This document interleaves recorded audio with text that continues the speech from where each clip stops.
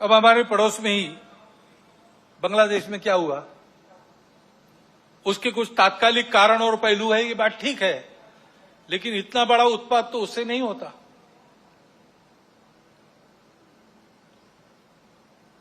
वो कारण उनकी चर्चा जिनका विषय है वो करें, परंतु दो बातें ध्यान में आती है। पहली बात है कि उस उत्पात के कारण वहां के हिंदू समाज पर जो अत्याचार बार बार होते हैं, उस परंपरा को फिर से दोहराया गया।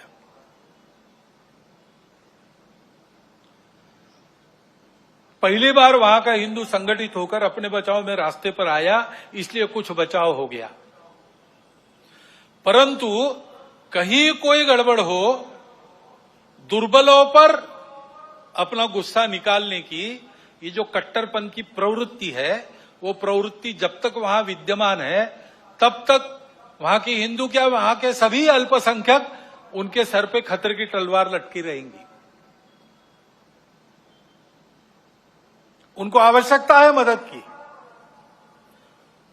विश्व भर के हिंदुओं की, भारत के सरकार की सहायता उनको मिले, ये उनकी आवश्यकता है। परंतु इससे ये ध्यान में आता है, और ये ध्यान में आना चाहिए, हिंदू समाज के भी ध्यान में आना चाहिए कि दुर्बल रहना अपराध है।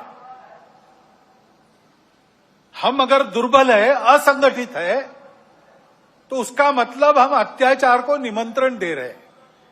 निमित्त कुछ नहीं चाहिए, हम दुर्बल है, यह निमित्त पर्याप्त है। और इसलिए जहां कहीं भी हम हैं, वहां संगठित रहना, सशक्त रहना, किसी से शत्रुता नहीं करना, हिंसक नहीं बनना, योगदान देने वाले बनना, परंतु इसका अर्थ दुर्बल रहना नहीं, अशक्त रहना नहीं। इसको हमको करना ही पड़ेगा।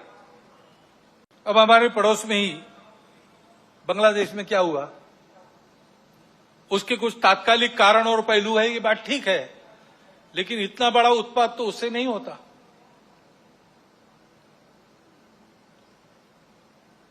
वो कारण उनकी चर्चा जिनका विषय है वो करें, परंतु दो बातें ध्यान में आती है। पहली बात है कि उस उत्पात के कारण वहां के हिंदू समाज पर जो अत्याचार बार बार होते हैं, उस परंपरा को फिर से दोहराया गया।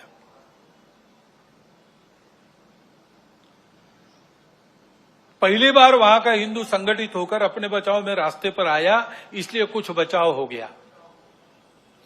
परंतु कहीं कोई गड़बड़ हो, दुर्बलों पर अपना गुस्सा निकालने की ये जो कट्टरपन की प्रवृत्ति है, वो प्रवृत्ति जब तक वहां विद्यमान है, तब तक वहां के हिंदू क्या, वहां के सभी अल्पसंख्यक, उनके सर पे खतरे की तलवार लटकी रहेंगी।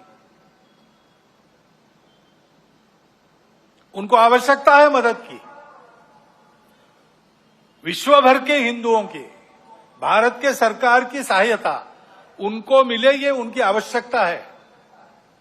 परंतु इससे ये ध्यान में आता है, और ये ध्यान में आना चाहिए, हिंदू समाज के भी ध्यान में आना चाहिए कि दुर्बल रहना अपराध है। हम अगर दुर्बल है, असंगठित है, तो उसका मतलब हम अत्याचार को निमंत्रण दे रहे हैं। निमित्त कुछ नहीं चाहिए, हम दुर्बल है, यह निमित्त पर्याप्त है। और इसलिए जहां कहीं भी हम हैं, वहां संगठित रहना, सशक्त रहना, किसी से शत्रुता नहीं करना, हिंसक नहीं बनना, योगदान देने वाले बनना, परंतु इसका अर्थ दुर्बल रहना नहीं, अशक्त रहना नहीं। इसको हमको करना ही पड़ेगा।